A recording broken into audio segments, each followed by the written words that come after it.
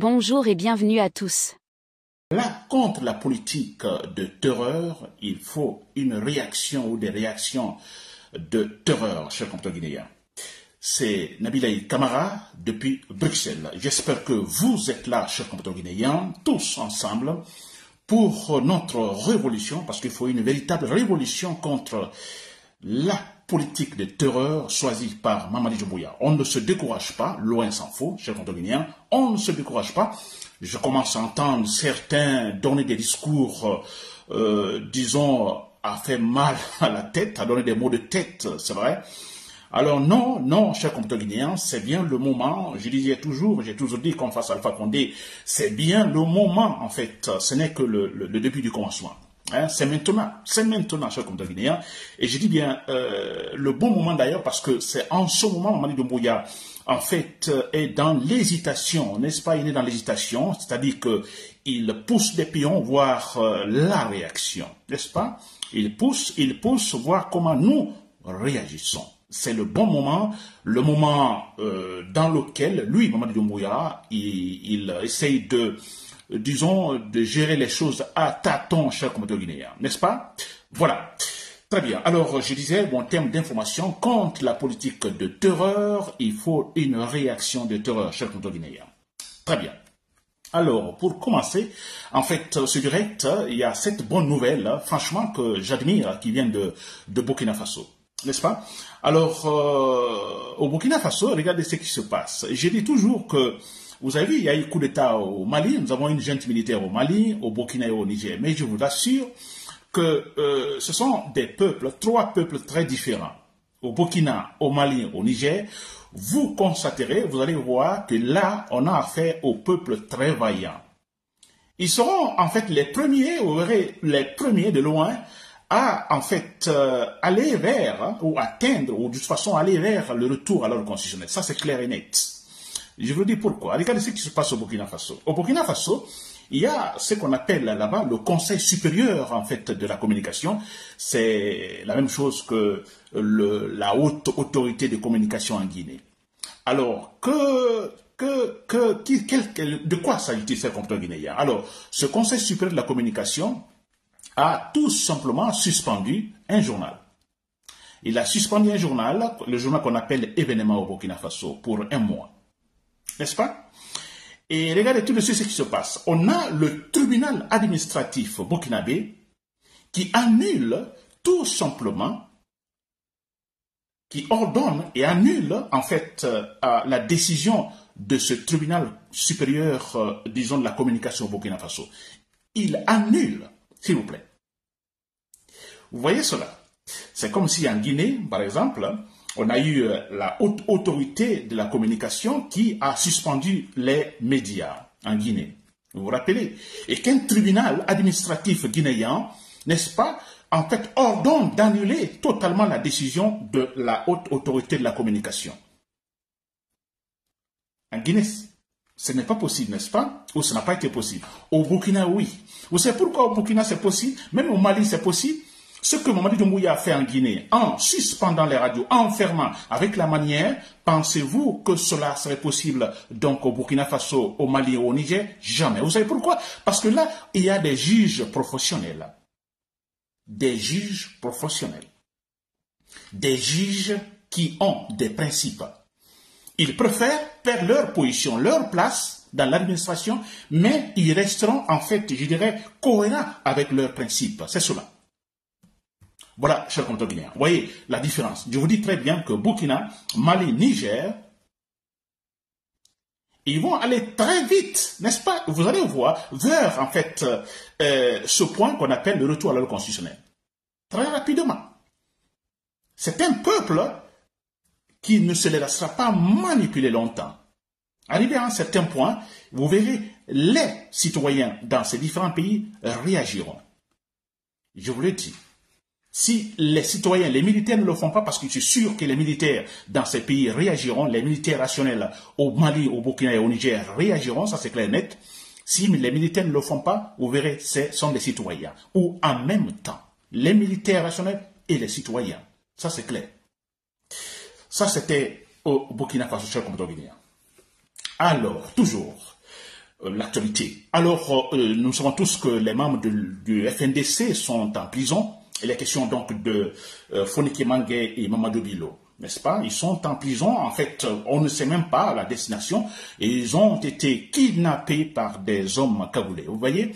Alors, c'est quand même, voilà, c'est regrettable. N'est-ce pas? C'est regrettable, c'est vrai. Je dis ici dans mon direct que, en fait, Fonike Mange, sûrement qui ne m'écoute pas, mais voilà, il faut le dire quand même, en fait, le soutien est total. Le soutien est total. J'espère que Mamadou Doumbouya n'osera pas attenter à la vie donc de ces individus. Ça, je crois que ce serait comme une sorte de suicide de sa part. Ce qu'il a fait à Saliba Koulibaly, ça déjà, c'est un point important qui va peser fort dans la balance en ce qui concerne sa chute, Mamadou Doumbouya. Et si jamais il touche, en fait, ces activistes, n'est-ce pas, politiques, écoutez, il faut le dire, ce sera une sorte de suicide pour Mamadou Doumbouya, c'est clair et net, cher compatriote guinéen. Et aussi, pour ce point d'information concernant l'actualité, il faut saluer également le courage de ce politicien français. En fait, il est le leader, le président de la France insoumise. Il est question de Jean-Luc Mélenchon. Vous avez vu, en fait, le tweet qu'il a balancé. Alors, il soutient également, en fait, le processus démocratique en Guinée. Il dénonce, en fait, disons, l'arrestation, disons, de ces membres du FNDC. Il interpelle le pouvoir français, le gouvernement français, et qui, effectivement, soutient, d'ailleurs, le pouvoir guinéen, la dictature en Guinée. Je disais avant les élections françaises, je disais, je préférerais la victoire, en fait, disons, de l'extrême droite, pas parce que j'aime l'extrême droite, parce que tout simplement, je me dis, bon, écoutez, l'extrême droite au pouvoir, cela pourrait influencer, en fait, les macronistes qui supportent Mamadou Doumbouya, disons, tout simplement, à dégager, c'est clair et net. Alors, l'extrême droite n'a pas gagné, mais de toute façon, Macron n'a pas gagné. On a, en fait, une coalition de la gauche qui est arrivée au pouvoir. Et quand nous entendons Jean-Luc Mélenchon parler ainsi, nous sommes contents, nous sommes satisfaits, nous sommes sûrs à 100% que les gagnants des élections, en fait, dernières en France, donc pourront 100% influencer la politique de Macron. Cette politique, je dirais, nauséabonde, c'est vrai, hypocrite. C'est quand même clair. Très bien, cher compatriote. Donc j'attaque maintenant le thème proprement dit. Il est question du thème, la politique de terreur. La politique de terreur, en fait, contre la politique de terreur, il faut une réaction de terreur, cher compatriote. Très bien. Alors, vous l'avez compris, Mamadou Doumbouya, il a sûrement fait un choix, n'est-ce pas, un choix politique, un comportement politique, n'est-ce pas? C'est dommage, il l'a fait. Alors, je vais d'abord essayer de vous parler, en fait, de certains concepts politiques, n'est-ce pas? Et je vous dirai finalement le choix de Mamadou Doumbouya, les conséquences de ce choix fait par Mamadou Doumbouya. Alors, il y a ce qu'on appelle, dans le processus politique, on appelle que les politiciens ou les gouvernements utilisent généralement pour pouvoir gérer un pays, n'est-ce pas? Dans le but d'atteindre des objectifs communs. Alors, généralement, il y a ce qu'on appelle ici le processus de négociation, qui est généralement utilisé dans la démocratie, et le processus de coercition, qui est utilisé dans la dictature. Alors, quand on parle de processus de négociation, la négociation, voilà, donc il est question ici, en fait, disons, de trouver des accords, des compromis, à travers la discussion. N'est-ce pas? À travers la discussion autour de la table. Les protagonistes se retrouvent, discutent autour de la table, touchent des points qu'il faut. Parlent même des points, en fait, des points de divergence. Et finalement, essayent de trouver une porte de sortie. N'est-ce pas? Ça, on appelle ça la négociation, qui est généralement utilisée dans la démocratie. Un exemple de processus de négociation, ce sont les élections, par exemple. Les élections, si, c'est un processus de négociation. Quand on parle des élections, il y a les élections et les partis politiques. Chaque parti politique a son programme, n'est-ce pas? A son programme, a par exemple ses hommes. Il y a les élections, il y a un parti qui arrive au pouvoir, qui a un programme qui va essayer de résoudre le problème du pays. N'est-ce pas? Donc les élections, c'est un processus de négociation. C'est clair, parce que tout doit se passer dans la transparence, dans l'égalité totale, en respectant les lois, en respectant par exemple le calendrier électoral. N'est-ce pas? Donc tout ça à partir effectivement de la négociation, des compromis. Négociation, ensuite il y a eu des accords. N'est-ce pas? Négociation dans la démocratie. Par contre, ou au contraire, la coercition, c'est en fait l'action de contraindre quelqu'un, de forcer quelqu'un à faire quelque chose contre sa volonté. Par exemple, la force A, n'est-ce pas, va, pousser la force B à faire quelque chose contre sa volonté. C'est-à-dire la force B accepte malgré elle, contre sa volonté. Ça, c'est un processus de coercition qui est généralement utilisé dans la dictature. N'est-ce pas? Il n'y a pas élection. Il n'y a pas élection ou à l'apparence. C'est-à-dire, on a la force. C'est-à-dire, le pouvoir dit, vous faites cela comme moi je le veux. Vous voyez?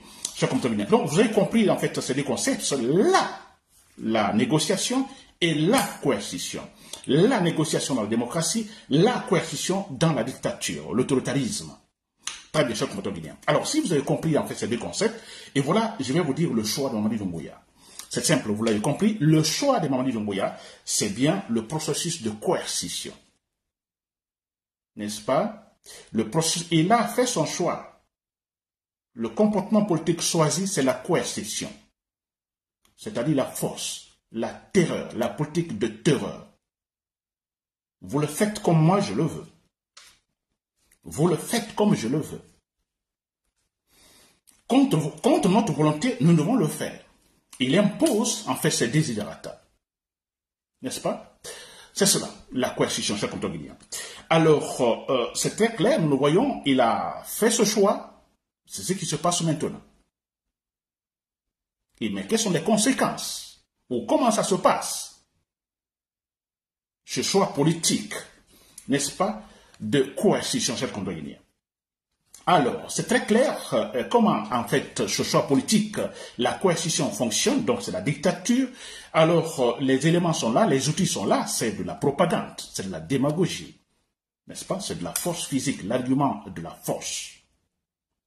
N'est-ce pas? Il est question de gouverner à travers, disons, des décrets. Il est question d'acheter les consciences. Vous comprenez? Et c'est ce qui se passe maintenant. Si vous avez compris, Mamadi Doumbouya, maintenant, comment cela? Non seulement il a fait le choix pour cette politique de terreur, il fait campagne en même temps pour cette même politique. Mais c'est vrai. Je comprends bien. Très bien. Alors, vous l'avez compris, les conséquences sont énormes, les conséquences négatives, c'est vrai, énormes.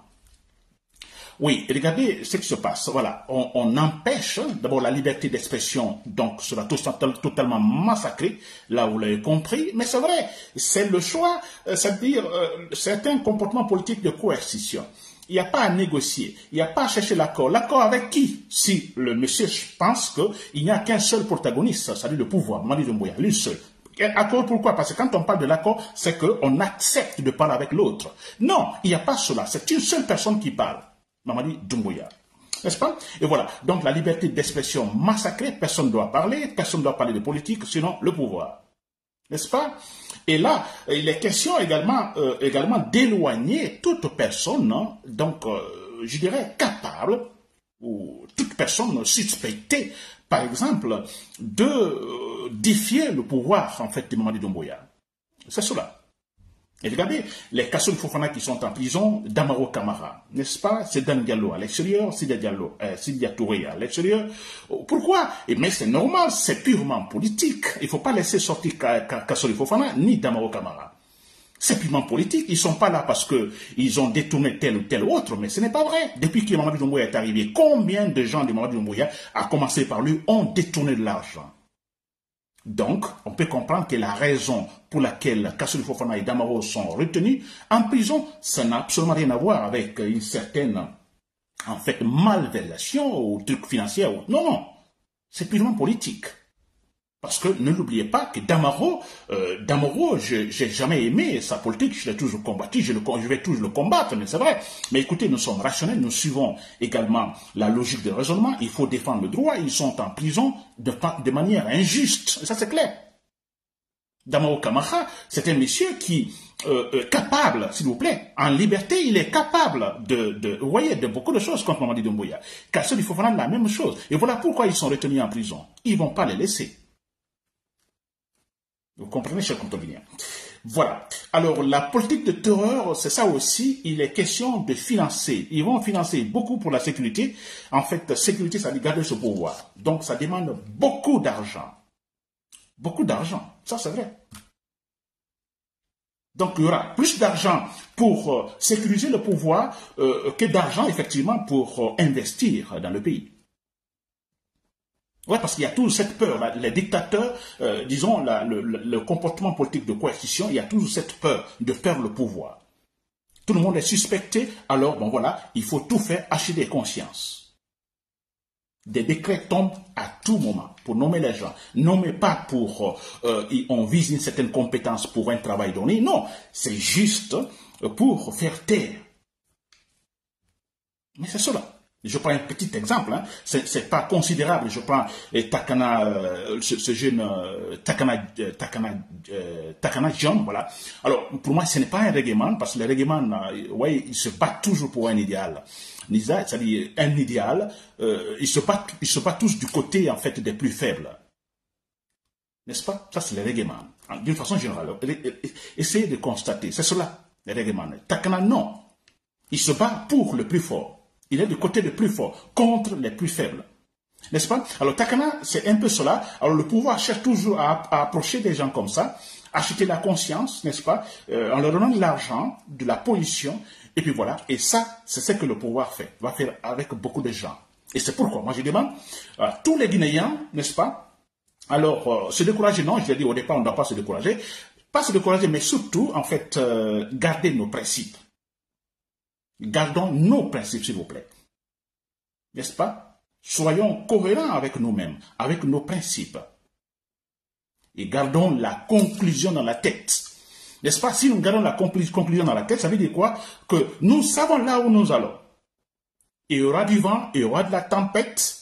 N'est-ce pas? Nous aurons toujours ça, la conclusion dans la tête. Nous savons là où nous allons. Et rien ne va changer.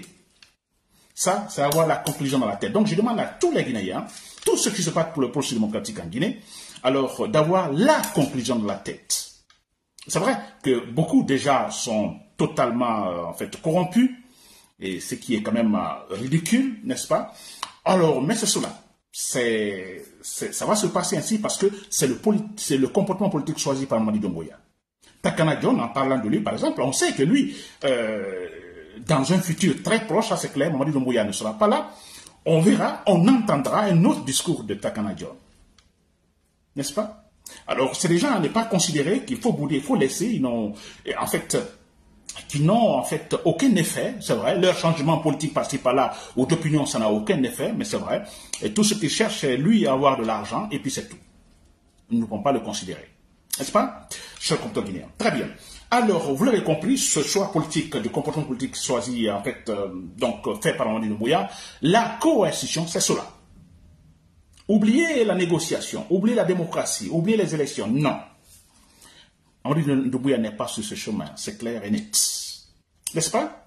Et parlant, en fait, de la coercition, et parlant de Mamadi Doumbouya, vous savez, ils ont parlé de la constitution guinéenne, qui a une constitution qui est élaborée, qui sera élaborée, ou qui est élaborée. On entend par-ci par-là, dans sa Kourma, on a parlé qu'il y a une constitution qui est faite.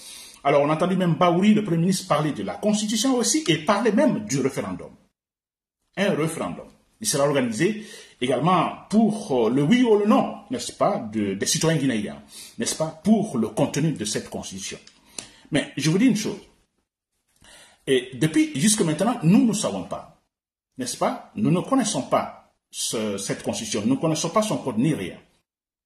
Pensez-vous à quelques mois, par exemple, parce que Baouri parle de la fin de cette année, il y aura un référendum. Et qu'avant ce référendum, il faut d'abord essayer, il y a d'autres travaux qu'il faut faire sur le terrain.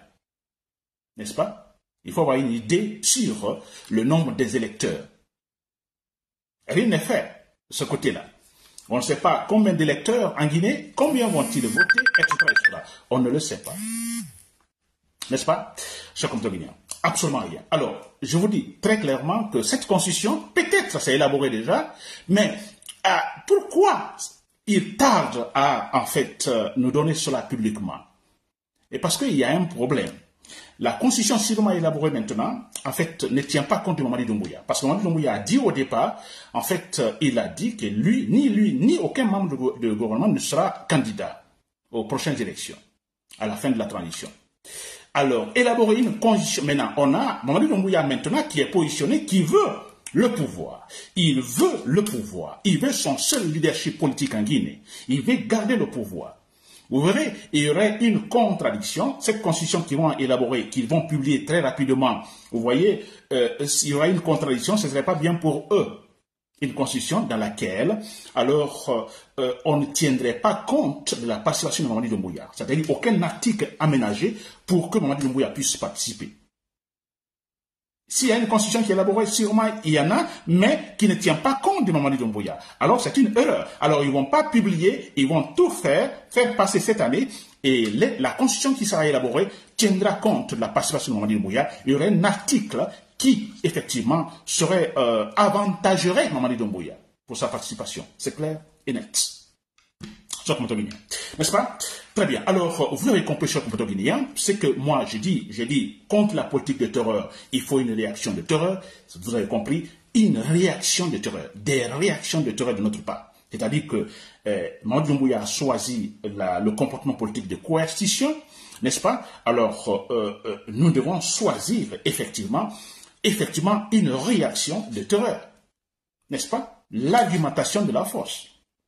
Comment voulez-vous, face à un comportement politique de coercition, alors gagner en utilisant un comportement politique de négociation? Mais jamais on ne gagnera, jamais. Je vous dis bien jamais. Ce qu'il faut, je vous dis bien, il faut aussi des réactions de terreur. Et là, c'est très clair, je dis que l'armée seule pourra nous aider dans ce sens-là. Parce que Mamadi Doumbouya est un militaire, c'est des militaires, alors seul le grand changement viendra de là-bas.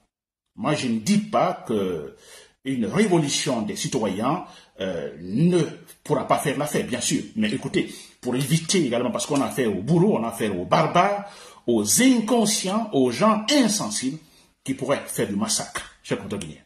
N'est-ce pas? Comme pour dire que le procès du massacre du 28 septembre, écoutez, on n'en tire aucune leçon. Ils sont capables de massacrer. Et voilà pourquoi moi je me dis, je n'écarte pas cette option, une révolution en fait de tous les citoyens guinéens, mais j'insiste sur une véritable rébellion dans l'armée, n'est-ce pas? Parmi les forces les forces spéciales, les forces régulières, une véritable révolution là, des militaires qui sont capables de prendre l'arme, n'est-ce pas, et abattre Mamadi Doumbouya. Je vous dis, c'est la seule solution. Il n'y a pas autre chose. J'espère que les chers compagnons de l'armée, vous m'entendez, que vous me comprenez. C'est la seule solution. Vous qui pouvez faire le grand changement. Et ensuite, une fois que Mamadi Doumbouya est renversé, ensuite, vous faites le bon choix. Le choix, c'est quoi? Le comportement politique à travers un processus de négociation, chers compatriotes guinéens. N'oubliez pas de vous abonner et d'activer la cloche de notification pour rester informé de nos prochaines vidéos. Restez à l'écoute pour les développements passionnants à venir.